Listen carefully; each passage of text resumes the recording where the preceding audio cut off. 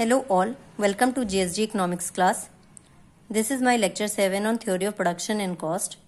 Today we will start our cost theory. What is cost?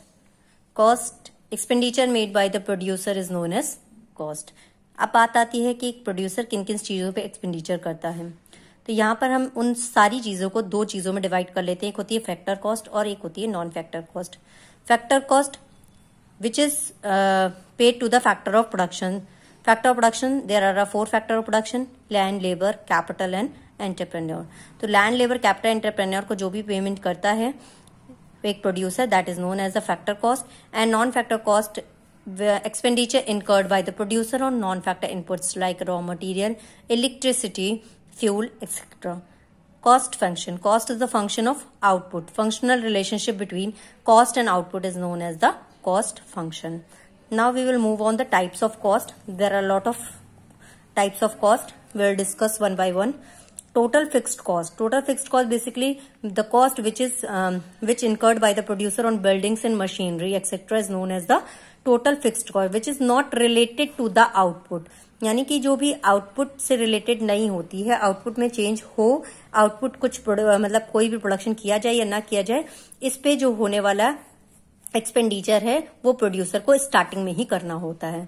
Suppose आप कोई business unit डालना चाह रहे हो तो आपको लैंड लेनी पड़ेगी, आपको मशीनरी लेनी पड़ेगी, बिल्डिंग बनानी पड़ेगी. तो ये एक्सपेंडिचर आउटपुट से रिलेटेड नहीं होते हैं, दे आर फिक्स्ड और ये स्टार्टिंग में ही करने होते हैं. The payment which are made by the producer on factors during the process of fixed factors.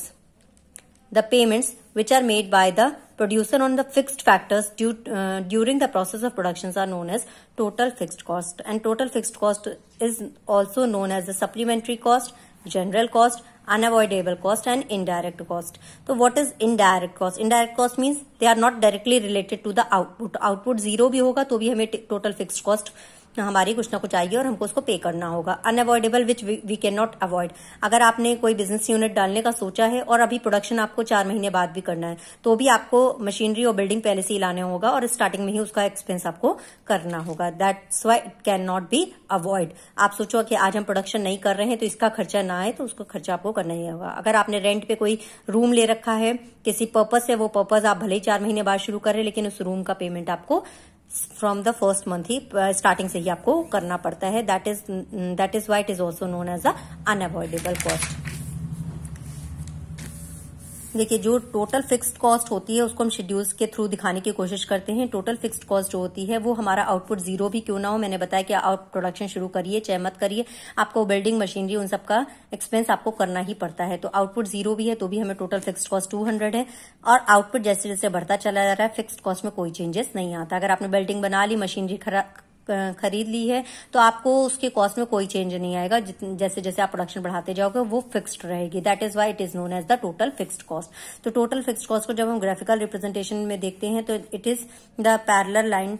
अब पैरेलल एक्स एक्सिस की जो पैरेलल लाइन बनती है, इसको आप जब इसको ग्राफ को प्लॉट करो, इस शेड्यूल को प्लॉट करोगे तो कुछ इस तरह की लाइन बनेगी जो एक्स एक्सिस के पैरेलल बनेगी.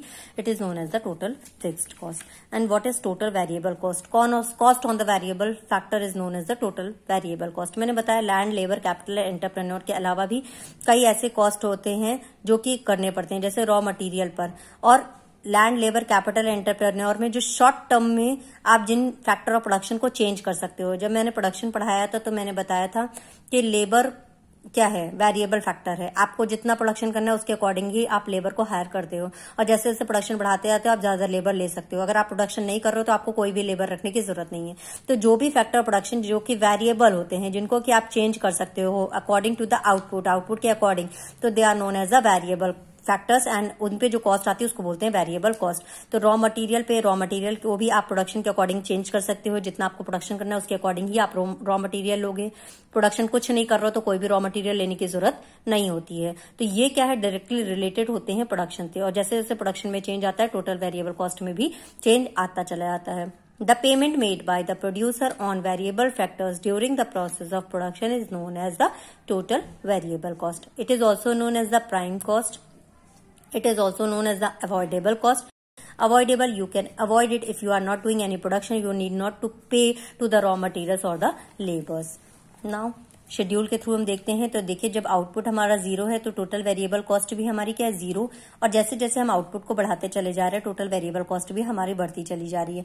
और ये जो टोटल वेरिएबल कॉस्ट होती है वो पहले इंक्रीजिंग रेट से बढ़ती है फिर डिक्रीजिंग रेट से बढ़ती है। तो जो इसका शेप बनेगा वो कुछ इस तरह का होगा। यहाँ पे एक्स एक्सेस पे आप आउटपुट ले लोगे और वाई एक्सेस पे टोटल वेरिएबल कॉस्ट ले लोगे।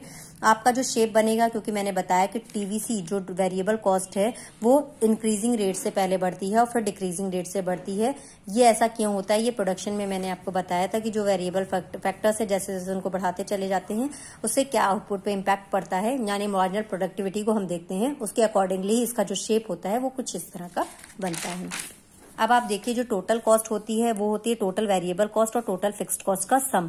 तो आपको टोटल वेरिएबल कॉस्ट मैंने बताया कि आउटपुट में चेंज होने के साथ साथ चेंज होती जाती है, और जो टोटल फिक्स्ड कॉस्ट होती है वो आउटपुट में चेंज होने से उस पर कोई भी चेंज नहीं होता है, वो फिक्स्ड होती है। तो total fixed cost X axis के पैरेलल बनती है। टोटल वेरिएबल कॉस्ट पहले इंक्रीजिंग रेट से बढ़ती है फिर डिक्रीजिंग रेट से। तो जो टोटल कॉस्ट होती है वो टीएफसी और टीवीसी का सम होती है। तो ठीक टीवीसी के पैरेलल एक लाइन इसी शेप की एक लाइन बन जाती है जिसको हम कहते हैं टोटल कॉस्ट। ये पैरेलल इसलिए होती है क्योंकि फिक्स्ड तो फिक्स है, फिक्स्ड में जब एक सेम रेशियो से आप टीवीसी को बढ़ाते चले जाओगे तो सेम रेशियो से ही आपकी टीसी बढ़ेगी।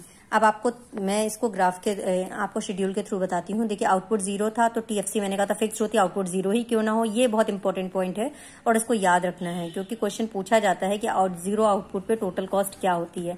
तो आप देखिए टीएफसी जब हमारी 200 है जो कि फिक्स्ड है, टीवीसी हमारी 0 है, तो टोटल कॉस्ट चूंकि दोनों का सम होती है इसलिए TC is equal to the TFC when output is 0। फिर आउटपुट बढ़ता चला जा रहा है, फिक्स्ड कॉस्ट में कोई चेंज नहीं हो रहा, टीवीसी हमारी चेंज हो रही है पहले इंक्रीजिंग रेट से फिर डिक्रीजिंग रेट से। इन दोनों का जब हम सम करते हैं तो हमारी टोटल कॉस्ट निकल आती है। अब आते हैं कि एवरेज फिक्स्ड कॉस्ट क्या होती है। यहाँ पर टोटल कॉस्ट कंप्लीट हो गया। टोटल कॉस्ट टोटल वेरिएबल और टोटल फिक्स्ड कॉस्ट का सम होती है। मैंने बताया कि टोटल वेरिएबल कॉस्ट और टोटल फिक्स्ड कॉस्ट क्या होती है और टोटल कॉस्ट उन दोनों का सम होती है। अब आता है average fixed cost. Average fixed cost क्या, it refers to the per unit fixed cost of production, यानी कि जो फिक्स्ड कॉस्ट है उसको, जो टोटल फिक्स्ड कॉस्ट है उसको जब हम आउटपुट से डिवाइड कर देते हैं तो हमारी एवरेज निकल आती है। एवरेज निकालने का फॉर्मूला आपको पता है, average fixed cost is equal to total fixed cost upon output, यानी क्यू आउटपुट को शो कर रहा है। आपने ये ले लिया, आपने टीएफसी ले लिया। टीएफसी क्या होती है, टोटल फिक्स्ड कॉस्ट हमारी फिक्स्ड होती है जैसा कि हम पहले आपको बता चुके हैं। और एएफसी क्या होती है, एवरेज फिक्स्ड कॉस्ट क्या, टीएफसी बाय क्यू होती है। तो टीएफसी को जब हम क्यू से डिवाइड करते चले जाएंगे तो आप देखिए जो एएफसी निकल रही है वो लगातार डिक्रीज करती चली जा रही है।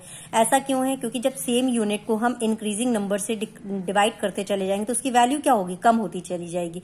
लेकिन एएफसी कभी भी 0 नहीं हो सकता। क्यों, क्योंकि टीएफसी कभी 0 नहीं होता, इसलिए एएफसी भी कभी 0 नहीं हो सकता। तो इसका जो शेप होता है उसको हम बोलते हैं रेक्टेंगुलर हाइपरबोला। ठीक है, यानी कि ये नीचे आता जाता लास्ट में क्या होता है, ये 0 तो हो नहीं सकता, तो ये क्या होता है धीरे धीरे एक्स एक्सेस के पैरेलल होने लग जाता है। इस शेप को हम बोलते हैं एवरेज फिक्स्ड कॉस्ट। अब आता है एवरेज वेरिएबल कॉस्ट क्या होती है। तो जैसे मैंने एवरेज फिक्स्ड कॉस्ट निकाला था कि total fixed cost upon Q, वैसे ही एवीसी एवरेज वेरिएबल कॉस्ट हम निकालेंगे TVC by Q. Total variable cost, आपको ये एकदम ध्यान रखना है कि आउटपुट 0 होगा तो टोटल वेरिएबल कॉस्ट भी हमेशा 0 होती है। ऐसे में टीवीसी बाय क्यू कुछ नहीं निकलेगा। लेकिन जब फर्स्ट यूनिट ऑफ प्रोडक्शन होता है तो टीवीसी अगर 100 है तो टीवीसी बाय क्यू यानी 100 बाय 100।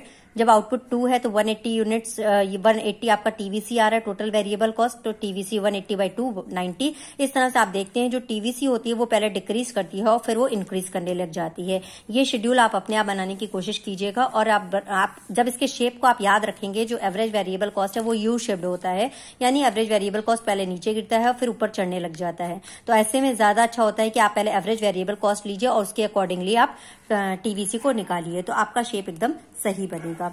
अब आता है कि एवरेज कॉस्ट क्या होती है। जैसे total cost total variable cost और टोटल फिक्स्ड कॉस्ट का सम होती है, वैसे ही average cost average variable cost और एवरेज फिक्स्ड कॉस्ट का सम होती है। आपने देखा कि एक तो तरीका ये है कि अगर आपके पास एवीसी और एएफसी है तो आप दोनों को सम करके एसी निकाल सकते हो, लेकिन अगर आपको टीसी दिया हुआ है या टीएफसी और टीवीसी दिया है तो आप दूसरा फॉर्मूला लगाओगे, क्योंकि एवरेज कॉस्ट क्या होती है, टोटल कॉस्ट बाय क्यू। जैसे कि मैंने पहले बताया था एवरेज फिक्स्ड कॉस्ट था TFC by Q, average variable था टीवीसी बाय क्यू, वैसे ही average cost, average total cost की बात करते हैं तो टोटल कॉस्ट बाय क्यू अगर हम निकालेंगे तो भी हमारा एवरेज कॉस्ट निकाला है। तो अगर एवीसी और एएफसी नहीं भी दिया है आपको क्वेश्चन में, आप सीधे सीधे, अगर टीवीसी और टीएफसी दिया है तो आप सीधे सीधे पहले टीसी निकालिएगा एंड टीसी बाय आप क्यू करोगे तो आपका निकाला आएगा एवरेज कॉस्ट। एवरेज कॉस्ट का भी जो शेप होता है वो एवीसी की तरह ही होता है, यू शेप्ड होता है। और हम तीनों को अगर एक ग्राफ में दिखाएं तो देखिए एएफसी रेक्टेंगुलर हाइपरबोला होता है और एवीसी क्या होता है, यू शेप्ड होता है। तो एसी क्या होता है, ठीक इसके ऊपर की ओर बनता है क्योंकि इन दोनों का सम होता है। तो इस तरह से हमारा एसी का कर्व बनता है। अब हम आगे बढ़ते हैं मार्जिनल कॉस्ट। मार्जिनल कॉस्ट क्या होता है, change in the total cost. Marginal cost मतलब होता है अगर 1 यूनिट ऑफ एक यूनिट और हमें प्रोड्यूस करना है तो उस प्रोडक्शन करने की वजह से कॉस्ट में क्या चेंज आया, change in the total cost upon delta Q is known as the marginal cost. इसके दो फॉर्मूले हैं, एक है टीसीएन माइनस 1 यानी कि टोटल कॉस्ट में जो भी चेंज आया है, दूसरा फॉर्मूला है delta TC by delta Q यानी change in total cost upon change in output. It refers to an additional cost which can be derived by producing 1 more unit of output। अब देखिए हम इसको graph से बताते हैं, यानी आउटपुट हमारा 0, 1, 2, 3, 4, 5 दिया है। अब आपने निकाला टोटल कॉस्ट। टोटल कॉस्ट मैंने बताया टीवीसी और टीएफसी अगर आपने दिया तो उसका सम करके आप टोटल कॉस्ट निकाल लोगे। फिर मार्जिनल कॉस्ट निकालने का जो फॉर्मूला है delta TC by delta Q, यानी यहाँ पे तो कुछ नहीं निकलेगा, यहाँ पे जो चेंज आ रहा है 100 का आ रहा है तो 100 बाई, और आउटपुट में कितना चेंज आ रहा है 1 का 100, यहाँ पर 80 आ रहा है 80 बाई यहाँ पे 1 है क्योंकि आउटपुट में कितना चेंज आ रहा है 2 माइनस 1 इक्वल टू 1 यानी कि 80। यहाँ पर कितना चेंज आ रहा है 60 का, तो 60 बाई 1 60।